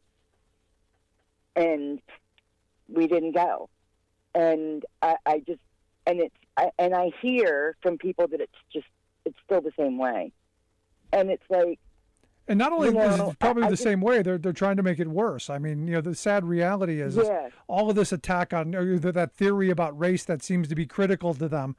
And I've got a state representative, this Barb Gleim, who her claim to fame is, for substitute teachers, they've taken away credential requirements so they can get good ideological spies into the classroom to make sure that they're not teaching that theory about race. That's critical. And teaching kids like you about any of our actual history, because all you want is to be taught what actually happened, what our real history is, not any idealized history, not any indoctrinated history, but what really happened, facts. And I think that's what all of us want. Growing up in the military was so different than what kids have today. We lived in South Korea for 5 years, and people were so kind to us. They felt we were so lucky to be Americans, and they would tell us that. I remember sneaking on makeup and a Korean woman yelling at me because, the Americans have the round eyes. You shouldn't do that. And but they treated you so well. They invited you in their home. I was a kid, and I would be we didn't live on post when we first got there because they didn't have a house big enough. So we lived in an apartment on the Korean economy. And you'd be outside and someone would say, come here. And you'd go over to them and they'd say, come to my house. I want to feed you dinner and I want you to tell me about America. And they loved you. They just loved Americans because we did so much for them, I guess. And I would love, sometimes I get so frustrated, I say, Mom, let's move back to Korea. Unfortunately, we have that crazy guy in North Korea, but I'm told it's not that great anymore. We've kind of burned a lot of those good, kind of that goodwill, especially over the last 4 years that we just had. Oh yeah, and even for Trump to say the China virus, he knew he was rubbing people the wrong way, and getting Americans to think, oh yeah, China, like they're a bad country. I mean, they're not a great country as far as politically, but those people in China are good people. Yep, that's the distinction you have to make. It's not the people, it's the government. It's the communist government. Yeah. And we have problems with them, and we have to deal with that. And I've got tons of problems with our trade policies and all of that. But it's not the working people there. They've got the same problems that we have with their Chinese government. So let me ask you this, to kind of bring this around. As you came to this moment, so there's something that tells me it's possible for people who have spent their lives voting for Republicans to have a moment where they go, maybe I have been wrong.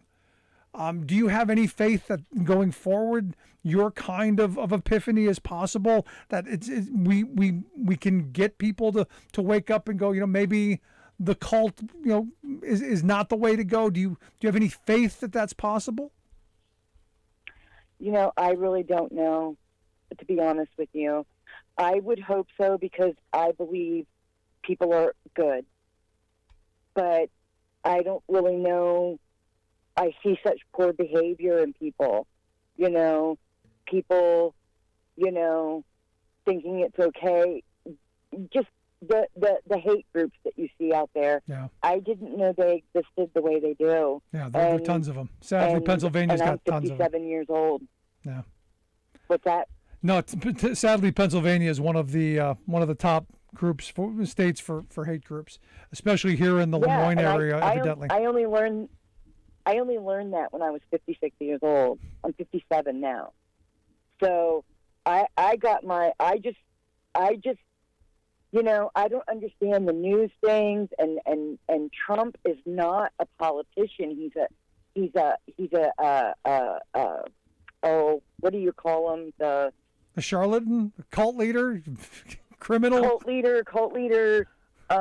He's not. He doesn't want any kind of equality. He thinks he's better than most white people. Dictator. And he's orange. I don't even know what his problem is. Because we can hate him because he's orange. But I don't even hate orange people. I told my friend about when we were kids. My parents used to buy snacks for us to take to school, and I said we got Twinkies, and she goes, "What is a Twinkie?" And I said, "You don't know what a Twinkie is?" And she goes, "Is that orange thing filled with yucky stuff?" And I said, "Oh my God, you're describing Trump. He's that orange thing filled with yucky stuff." I mean, and when his, just his wife, like when she cut down the trees that Caroline Kennedy, yeah, that was put terrible. in there, like I just was like so sad. It was like you could have done your own thing, but you destroyed something. And to be honest, that's take away. You were to add. Yeah, that's indicative of that entire administration. When did we ever have a first lady that wore thigh-high stiletto heels? Walking to Air Force One. But I shouldn't be saying things like that. That's wrong. This isn't a comedy show. It's frustrating that we can't get him to see. And these people that follow him, Kevin McCarthy, Lindsey Graham. I mean, what's the guy in Ted Cruz? I mean, Trump called his wife fat and ugly. How can you befriend somebody that makes fun of your own family? Thank you. No, I don't get it. I'm right there with you. I don't see where these people love him and love the Republican Party. I don't see how it is any better. And we got to get things changed around in the Supreme Court. Judge Thomas shouldn't even be there. And, this is just ridiculous. Ridiculous. We attack a building, a sacred building in our country. And, now some of those people are sitting in jail, and Marjorie Taylor Greene's like, they don't get to see their families, and they don't get to shave, and they don't get to shower. Good. It's prison. Good. They're not supposed to. It's jail. You're right. But Lisa, I appreciate you sharing your story with me. I hope you'll share some more with us in the future. Okay. Thank you. Thank you so much. I appreciate it. I got to tell you, it kind of gives me a little bit of hope. That is possible. Maybe. I'd love to hear your thoughts. 1-866-416-RICK. 1-866-416-7425. Also, make sure you can email me, rick@thericksmithshow.com. I'm going to take a quick break. Right back. Stick around.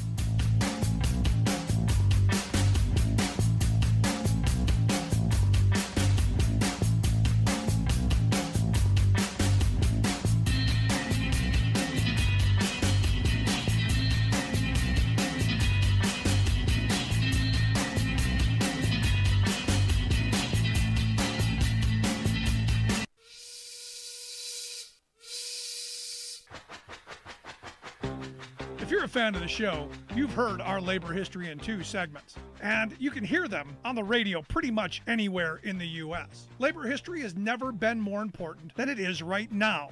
So here's what we'd like you to do. Tell a teacher. Tell a teacher that labor history is important and that they can get digestible 2-minute lessons that are absolutely free. Free to download, free to use, free to share. Tell a teacher to go to thericksmithshow.com/history and help us put labor back where it belongs, in the classroom. Generations of American workers fought, bled, and died to build the American way of life. It's our job to keep their stories alive.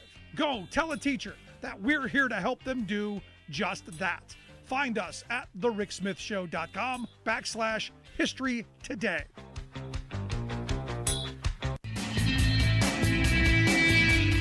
Welcome back to the Rick Smith Show. Now, here is Rick Smith.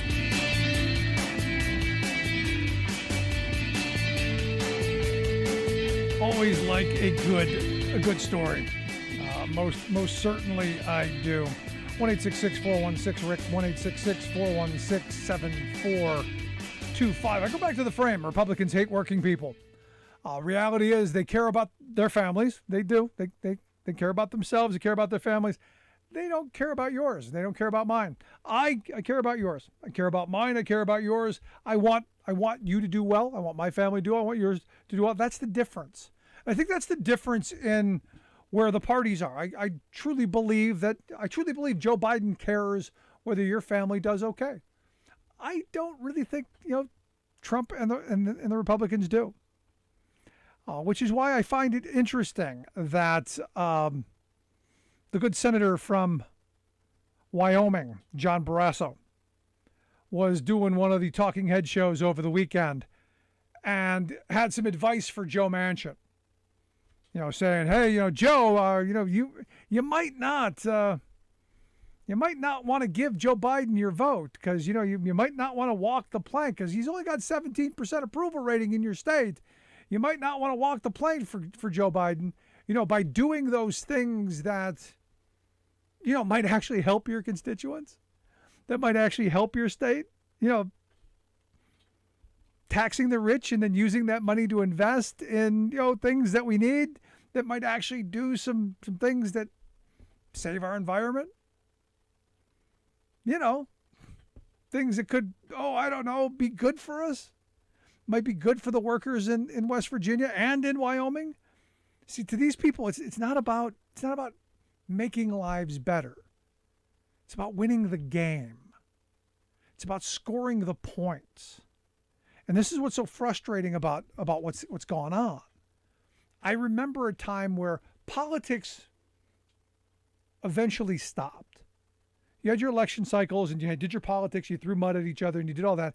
But then eventually you had to do something. You had to bring home the bacon. And I argue a lot of this stopped when the Tea Party movement went on their earmark kick. That pork barrel spending, when congressmen weren't judged on what they brought back to their districts. Because if you're old enough to remember, like I am, we used to go, hey, you brought a bridge home, you brought a museum home, you brought a school home, you got a hospital done, you got stuff back to the district. You brought money back into the district, which created jobs and all kind of activity and good stuff. Things we needed, things we wanted. Roads got paved. Bridges got built. And then we started going, bridge to nowhere.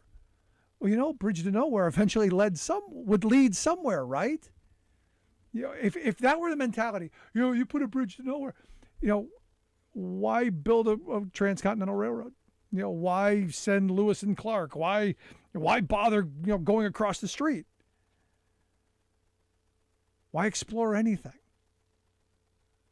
Investments. But Barrasso's saying, no, don't give Joe anything, because what he knows if things don't get better, if people don't feel like things are getting better, because we're always negative about the economy, we're always going in the wrong direction because our media keeps telling us that. Like the F channel. I still can't believe that people sat and watched gas prices too fast. And people sat and watched it. I mean, stop and think about this for a second. It's hurting mom and pops. Gas prices are going down too fast. It's historically unusual for it to go down this fast. Yeah, you said Joe Biden do something about gas prices. And he did something. He brought gas prices down 27 days in a row. They've been coming down. Now the F channel beating him up because they're coming down too fast. Wow. Damned if you do, damned if you don't. I don't know. I'd want that job. And I think I did when I think I said back when Clinton was president, if it were me, I'd be out in the Rose Garden doing the, blank you dance, giving them all the bird. Just my thoughts. Love to hear yours. Email me, rick@thericksmithshow.com. Grab the podcast wherever you get the podcasts. Back after this.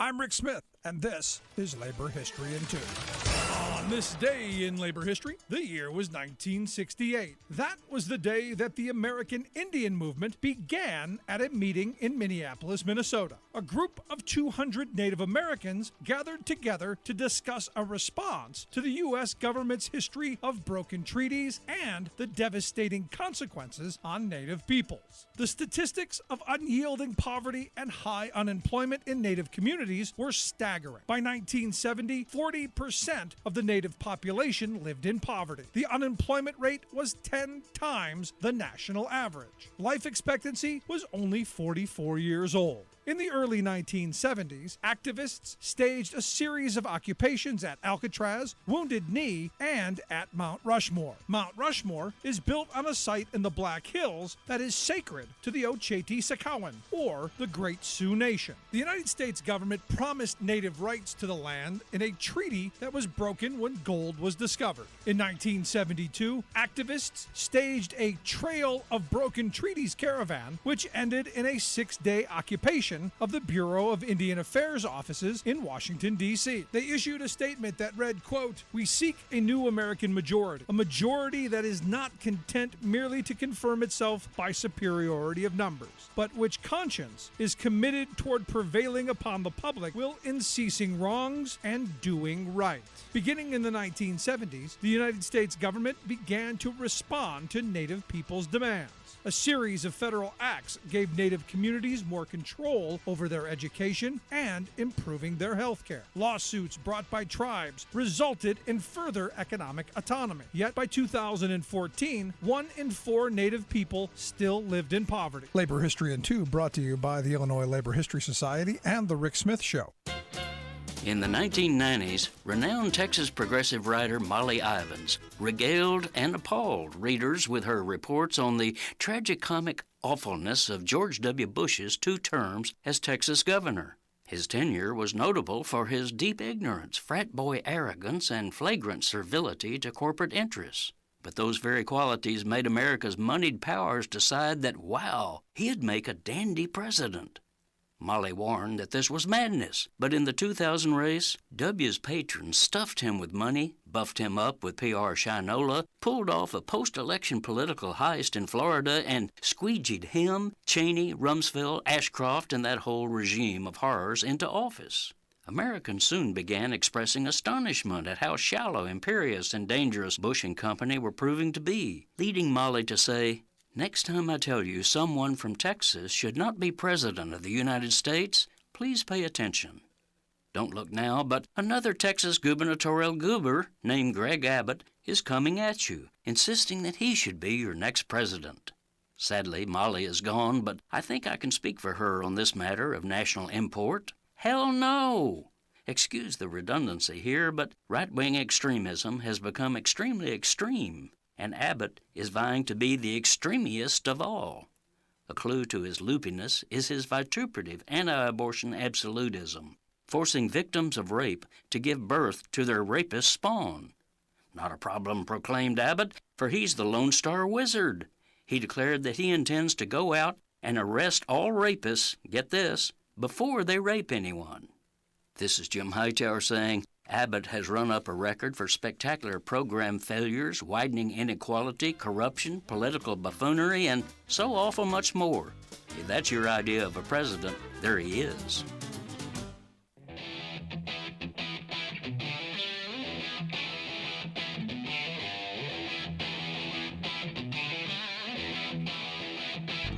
Welcome back to the Rick Smith Show. Now, here is Rick Smith. I gotta tell you, I really feel sorry for anybody working for Herschel Walker's campaign. Because evidently Herschel was giving a dissertation on climate change today. And this is what he said verbatim. The Green New Deal, climate change. Not the same. I'm going to help you with that real quickly. We in America have some of the cleanest air and cleanest water anywhere in the world. So what we do is we're going to put from the Green New Deal millions and billions of dollars cleaning our good air up since we don't control the air, our good air decided to float over to China's bad air. So when China gets our good air, their bad air got to move. So it moves over to our good airspace. Then now we got to clean that back up. Oh my gosh. This guy, he could be senator. Could be a senator. Could be a senator. Yeah. And look, I thought Tommy Tuberville was dumb. And look, I feel sorry for him. Look, I don't know if he's just stupid or if it's really the CTE or if there's something, but wow, I feel for the campaign. I feel for him too. This is not good. Anyway, here to share some thoughts on, well, this race and, well, tomorrow's big hearing. I've asked our good friend, former Ohio Congressman and political analyst Bob Ney to come share some thoughts. Bob, thanks for taking time for us. Thank you, Rick. So, the Green New Deal, climate change, and the dissertation. Thoughts on the Herschel Walker explanation? You forgot the 3 kids. Well, doesn't he got like 5 or 6? No, there was. He said he didn't try to hide the other 3. The other 3 that he didn't mention. I just thought I'd mention that. You know, I copied an article today, and on your show, maybe 4 or 5 months ago, you and I talked about the possible situation that would happen in November, and there was a list of 8 things, and of the 8 things, there were 3 things the Republicans could do to basically almost guarantee that the Democrats keep control, And one of them was the candidate recruitment. Yep.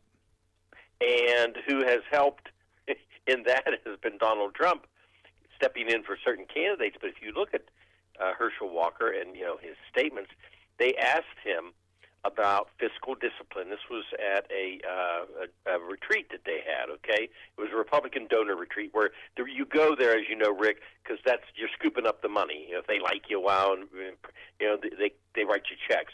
So he went to the donor retreat, and they asked him about fiscal discipline and balancing the nation's budget.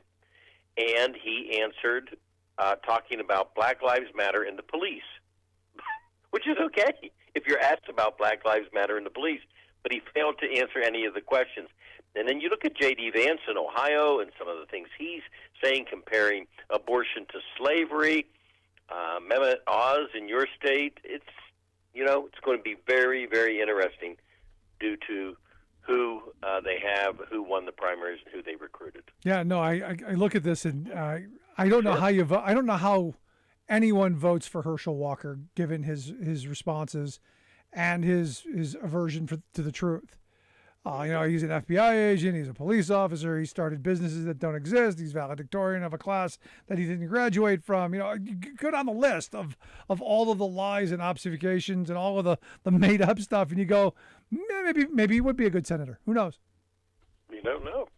Maybe. No, I mean, seen a lot. This is one of these things where you as a former congressman, when you were in Congress, you kind of had to know something a little bit. No. Or am I idealizing the past too much? You kind of at least had to. I mean, I look at the Boberts and the Greens and I'm sure you had characters, but you still had to know a little something. No. Well, I mean, we had Charlie Wilson. Charlie Wilson's War. Yeah. He was a character, but you know what? He knew how to create budgets. He knew how to create the dark budgets, secret budgets. So he did know something. Yeah. Just besides being a character and being gregarious. But today, there's just a lot of entertainment, a lot self-generated entertainment, I call it.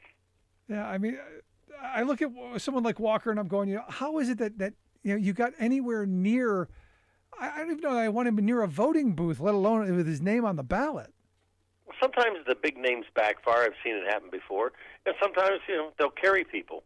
You just don't know. I mean, this has a in politics anyway, a long, winding road ahead in that election. Yeah. 3 or 4 months is a long time in politics, so we'll see what happens. Yeah, we'll see what happens. Now, what I thought was, I thought interesting is, I'm going, I feel for the guy because I don't know if it is head injuries or if he's just not very bright. But I did see a story today that George Bush said, if you think I'm stupid, wait till you look at Rick Perry. And I'm going, yeah, now that was fun, stupid. Now, that was fun, this dangerous. Right, exactly. You're right. I missed, as bad as it was, I kind of missed the Bush era. Mm-hmm. As horrible as that was. He did have a sense of humor. Yeah, I don't know. Let's get to the other stuff. The big hearings tomorrow. Gonna, I guess, focus on the hate groups, which we just had a caller who was like, hey, I'm surprised Pennsylvania has so many hate groups. Yeah, we're one of the leading states in the country for hate groups and extremist groups. But yeah, going to focus on the Proud Boys, those cowards, the 3%, the rest of them, all the other extremists and their groups. Are going to focus on that, right? Right. Well, and I think there's going to be a couple of other things. And here towards the end now, the Thursday hearing has been moved, and it's being moved, we're told, because of basically, Rick, a huge volume of information is why it's being moved. It's not being moved to, take in Bannon. It's being moved because of a large volume of information that they have. And so what's going to happen is it's going to focus, this will be the one tomorrow, will focus on the extremists that day, the extremists' role, but also trying to connect the dots, which I think they will successfully do. They've been very good at this, connecting the dots of the extremists' calls to the White House. Who did they talk to? How did the White House react? And who reacted in the White House? So if you look at it so far, they've been outlining, in a direct way, President Trump's pressure campaigns on the vice president, the Justice Department. We saw that. State lawmakers, local election officials, all ahead of the Electoral College. It was coming up on January the 6th. And now they have a filmmaker. His name is Nick Quested. He was embedded with the Proud Boys. You're going to have some clips from that. Now, the one Proud Boy wanted to testify. If they have anybody from the Oath Seekers or the Proud Boys, it's not going to be a free-for-all. There will be questions, if they have them, asked, and then their responses. They're not going to let them just sit there and go live and go crazy, But what they're going to really focus on, I think, is the Team Crazy. The outside lawyers, they call them Team Crazy and Team Normal or Team Regular, right, as they were defined. But about how the actions were taken by them, what they were doing, how they were contacted, and then again, the role of extremists and people that would be viewed as domestic terrorists, and what was the coordination factor. I also think that obviously the recent testimony, which was a great testimony of Hutchinson, was one thing, but they have 8 hours of Cipollone. And I think that is also, Rick, tomorrow, they've corroborated a lot of items due to him and what's been said. So you've got the extremists. I think there's going to be information from Cipollone tomorrow also. Yeah, I'm hoping it's going to be interesting to see how that plays out. It's a must-see. It's a popcorn day. Tomorrow is most certainly a popcorn day.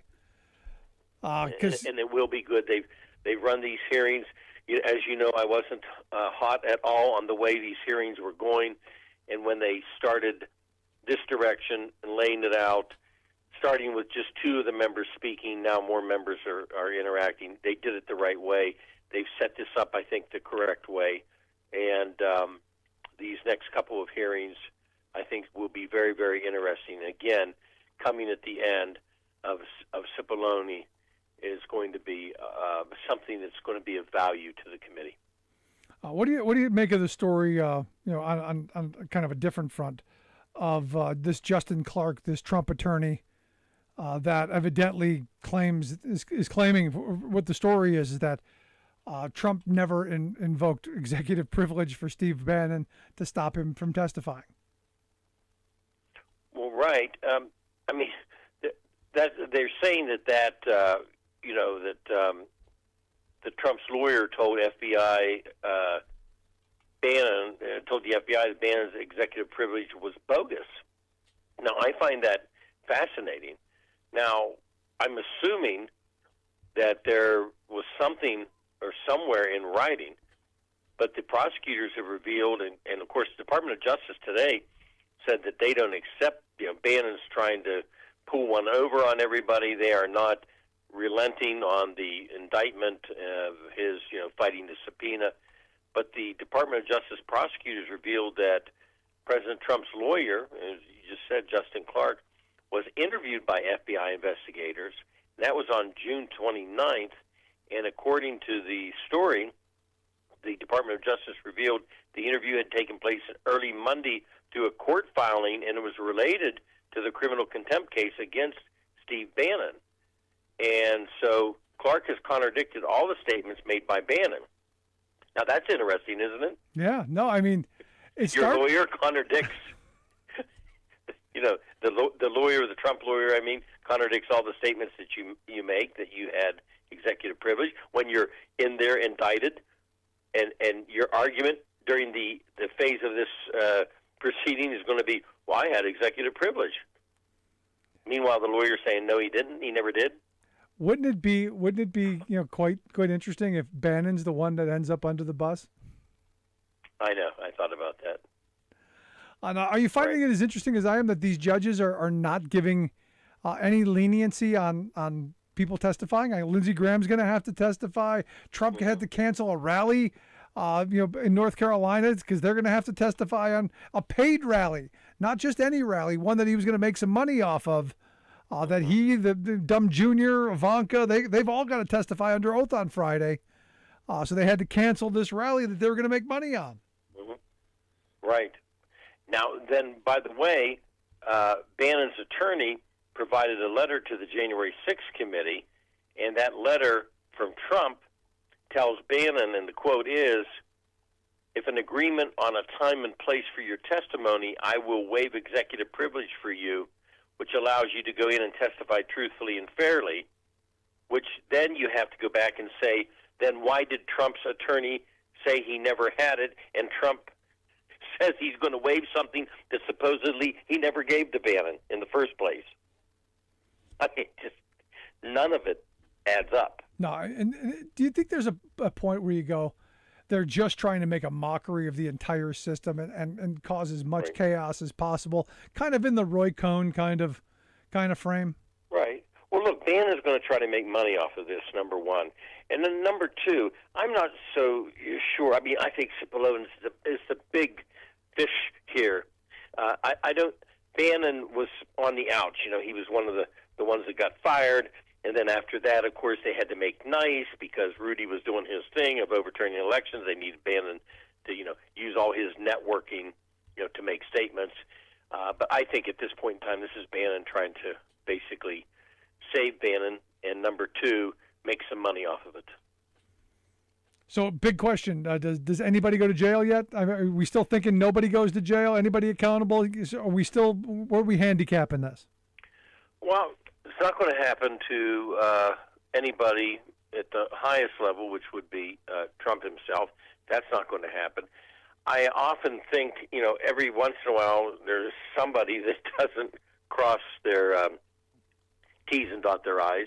It happens. And so I'm thinking, and just out loud here, I'm wondering about Clark that tried to make the offer that he would go in and intimidate every state humanly possible if they made him attorney general. Yeah. I wondered about that as part of the plot and how far did he go with things. So I don't know. There could be, but I'm not holding my breath on indictments. Because the whole reason that now we're finding out the reason that Cassidy Hutchinson was rushed to testify is they were afraid that she was being intimidated and she might get cold feet, so they had to rush her to testify. Right. Are we buying that?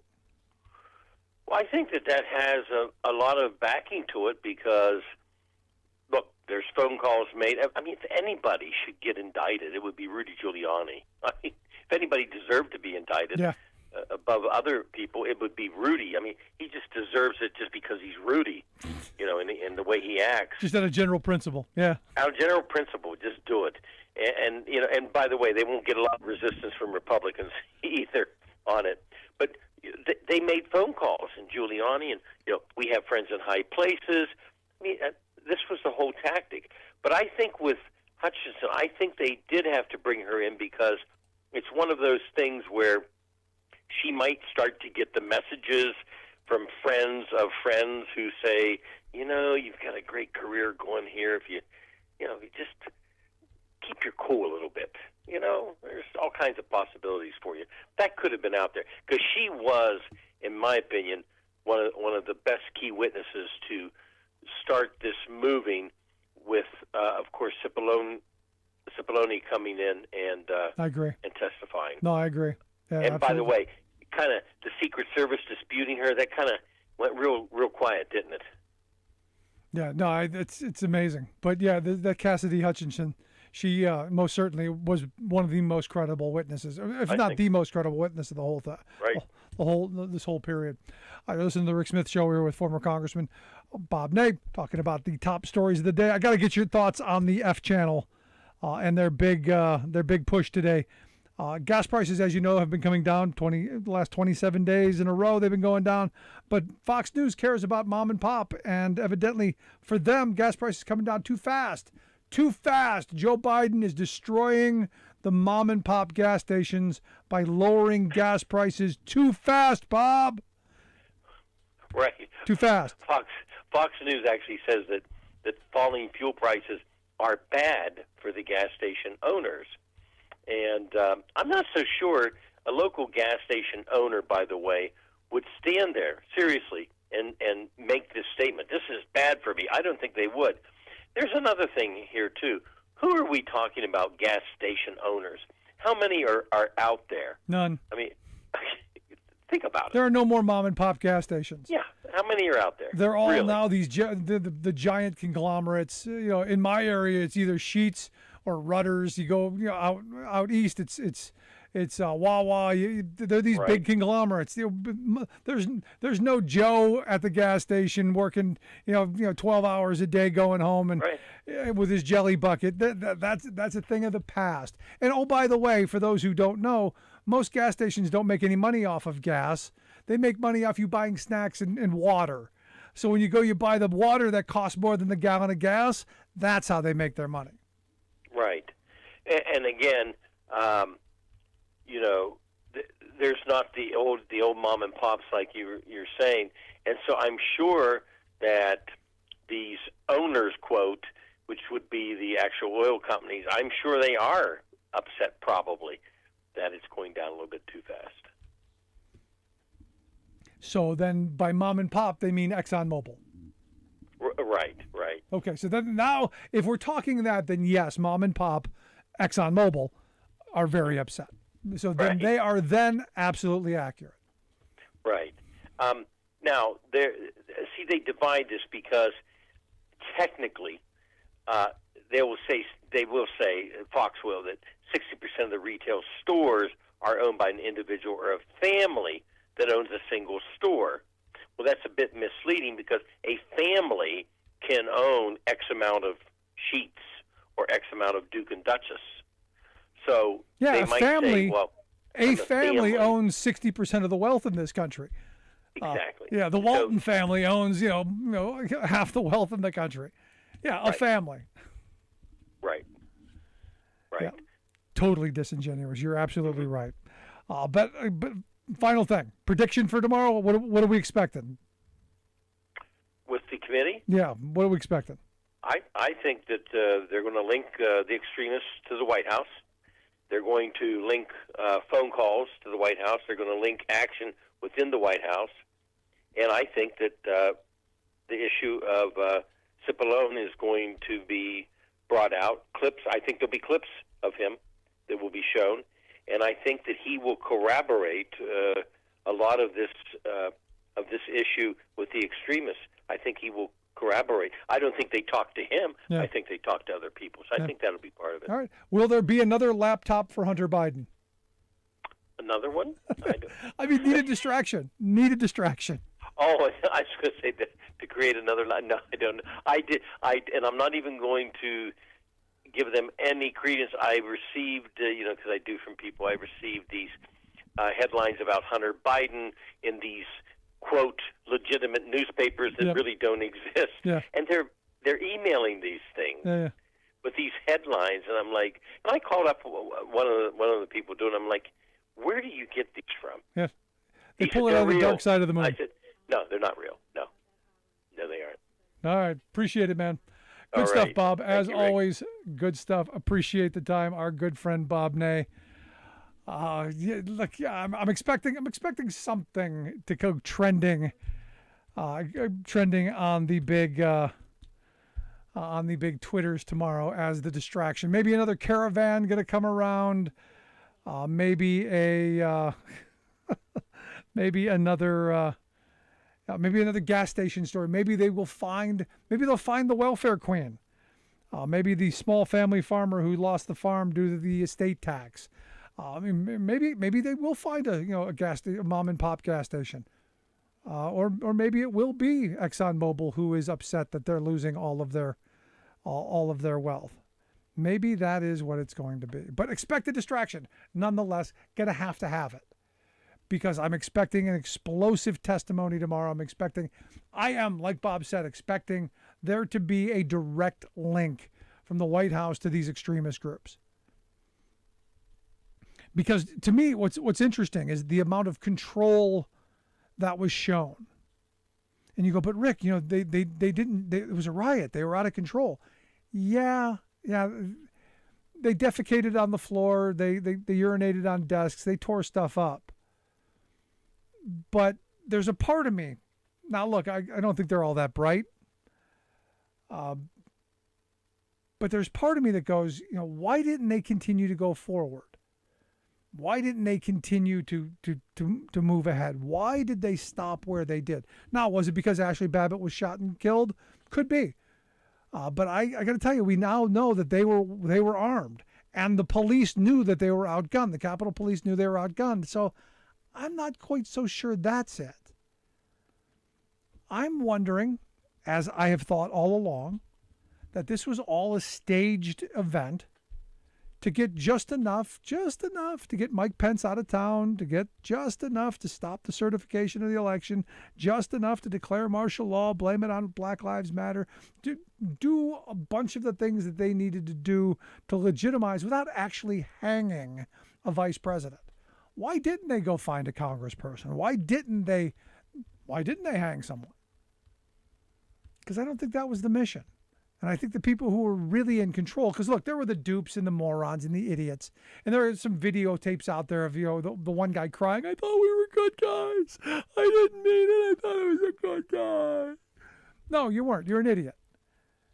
And you deserve what you're going to get. But the people who were in control, the people you saw walking in formation through the crowds, those are the people in the know. The rest of the dupes who were brought there as props, they didn't. They weren't in on it. They were just used as shields. Their outrage, their anger, their insanity was just used as a shield. It was the people who really knew what the game was. And I'm hoping we find out that tomorrow. I'm hoping some of these people come in and to save their skin, because understand, the rats are scurrying. They are saving their skin. That's what this is about. Not about, you're going to maybe hear something, I love my country and I want to do the right thing. No, it's about saving the skin. It's about not going to jail for too long. So it's going to be very interesting. I'm looking forward to it. And as Bob said, I didn't have high hopes for these hearings. They have been really well done. And as I've said, I give Liz Cheney credit for that, because Republicans do this kind of stuff so much better than Democrats do. Take lesson. Anyway, if you missed any of today's program, thericksmithshow.com. That's where you go to get the podcast. The Rick Smith Show app on the smartphone. Take the program on the go wherever you go. And as always, you can email me, rick@thericksmithshow.com. I do answer all emails. Personally, even the dumb ones, and I've gotten some really dumb ones today. You know who you are, and you got dumb responses back, because that will happen too. But you can email me, rick@thericksmithshow.com. Thanks so much for being here. We will see you back here next time. And again, big hearing tomorrow. Off Wednesday, Thursday, Friday. Boston will be at the American Federation of Teachers Convention, bringing you that. You've been listening to The Rick Smith Show.